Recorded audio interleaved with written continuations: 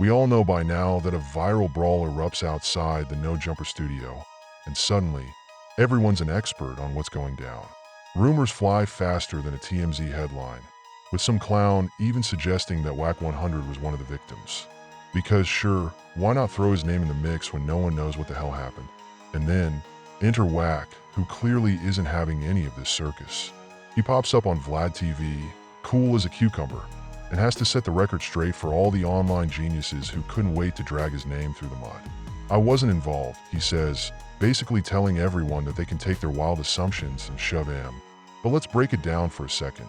While the whole world was busy playing detective, Wack had already dipped out to safety, chilling in a car, making sure his crew wasn't getting caught up in the nonsense. But of course, let's ignore the facts. Who cares if he wasn't involved? People still want to twist the story, make up some drama, and then sit back like they're the masterminds of it all. Honestly, it's pretty damn sad. The guy's clearly about that smart, calculated move, avoiding unnecessary chaos while others are out here trying to create a narrative just to get clicks and views. All these rumors are just a reminder of how desperate people are to be part of the action, even when they're not. But then again, what else is new? Drama sells, facts don't. Wack's dropping pure wisdom here, but you can already hear the crickets from the people who think trolling online is all fun and games. Look, the reality is, once you take that nonsense off the internet and into the streets, it's a whole different ball game. But most of these keyboard warriors don't get it, till they're staring down a situation they can't talk their way out of. Wack's point is crystal clear. His team could have easily gotten caught up in the chaos if they had reacted, because when there are so many random people involved, nobody knows who's on whose side. The minute you start throwing punches, it's no longer about who's right or wrong. It's about surviving the mess you just got yourself into. And trust me, it can go from a small scuffle to a full-blown disaster in a split second. But, of course, the trolls who only talk tough behind their screens wouldn't understand that. They think because they can type loud, it means they can back it up in the real world. Spoiler alert, they can't. And let's not forget the bigger lesson here. Wack's schooling people on the consequences of thinking that internet antics don't have real-world repercussions. These idiots live in their little digital bubble, talking about what they'd do if they were there, but when the moment actually hits, they'd freeze, or worse, get caught up in something that's way over their heads. Honestly, it's sad. The same people who think it's cool to stir the pot online are the first to hide when it boils over in real life. Wack's trying to teach them the hard truth. Trolling is cute until someone gets hurt, and that's when all that fake bravado goes out the window. Adam 22 is really out here acting like he's some innocent bystander in all this, huh? As if he didn't invite all this drama to his doorstep.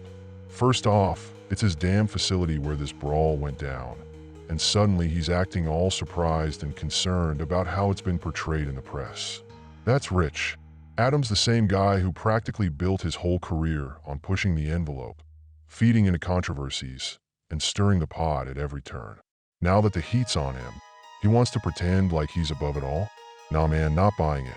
And accusing Wack 100 of orchestrating the fight? What a weak, cowardly move. Adam knows damn well that this kind of chaos is exactly the kind of attention he thrives on. His whole brand is built on getting into the muck and letting others fight for the spotlight. So now that it's spiraled into something bigger than he bargained for, he's trying to pin it on Wack. Please, if anyone's responsible for making this a public spectacle, it's Adam himself. And he knows it. Wack, on the other hand, isn't having any of it. The guy's been dealing with rumors that he got his ass handed to him in the brawl, and now Adam's out here accusing him of pulling the strings? Wack's just setting the record straight. He's not going to apologize for something he didn't even orchestrate. He's already had to deal with the nonsense, and now Adam wants him to play the villain because the situation's turned into a legal headache and bad press. Sorry, not sorry. Wack's not buying Adam's act. Honestly, Adam's whole response reeks of desperation. He's more worried about the bad press than the actual incident itself, trying to turn the situation into his own personal pity party. He's the one who's got to clean up the mess, but instead of taking responsibility for letting it get out of hand, he's trying to make it someone else's problem. Classic move from someone who thinks they can keep playing the game without consequences. Wack's just calling him out for what he is, an opportunist, hiding behind the concerned host act when he knows damn well that chaos is the lifeblood of his career.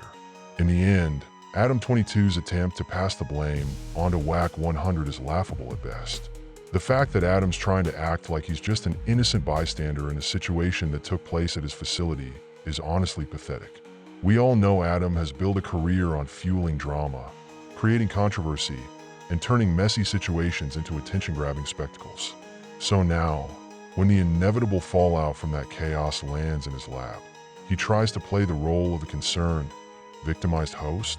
It's classic deflection. Wack 100, however, isn't playing into Adam's little game. Instead of falling for the scapegoating, he's standing firm, making it clear that he won't apologize for something he didn't orchestrate.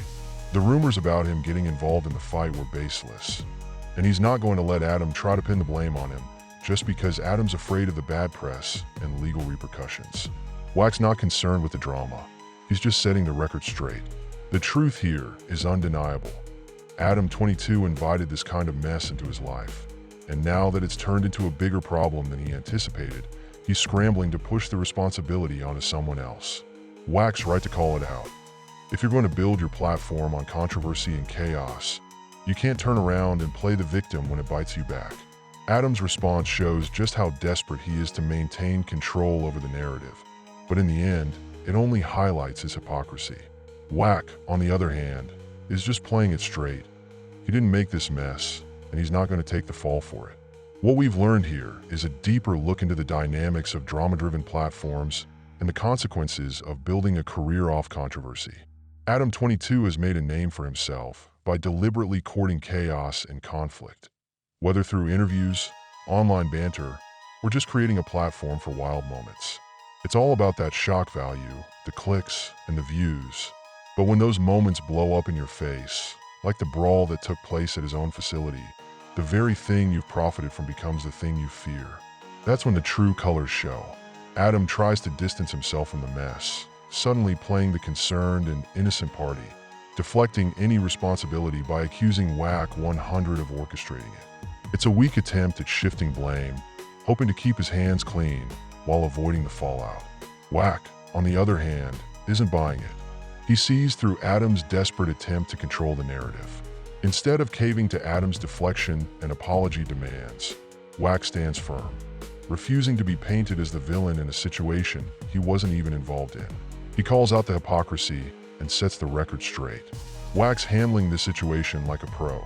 He's not apologizing for anything that wasn't his fault, and he's certainly not going to take the blame for Adam's mess. The bigger lesson here is the reality of dealing with the fallout from a controversial career. Adam 22 clearly has built a platform on the premise that drama is profitable, but now that the consequences of that drama are at his door, he's not handling it well. When you make a name off stirring the pot, you need to understand the risks involved. The moment the drama becomes real and not just internet theater, you either own it or get buried by it. Adam's response to the situation shows how important it is to have accountability. Trying to avoid it by pointing fingers just makes you look weak and desperate. Wack's actions here also teach us the importance of integrity in these situations. When everyone around you is trying to play the blame game, it's crucial to stand your ground and make it clear where you stand, without getting swept up in someone else's mess. Wack isn't about to let Adam rewrite the story to save face, and that's what makes his response so much more authentic than Adam's. In the end, it's a powerful reminder that the truth has a way of coming out, and those who try to manipulate the narrative to protect their image will only end up looking more pathetic in the process. That concludes today's video. If you enjoyed it, be sure to hit the subscribe button and turn on notifications so you're alerted whenever a new video drops. It's completely free and helps out the channel tremendously. Thanks for watching, and I'll see you in the next one.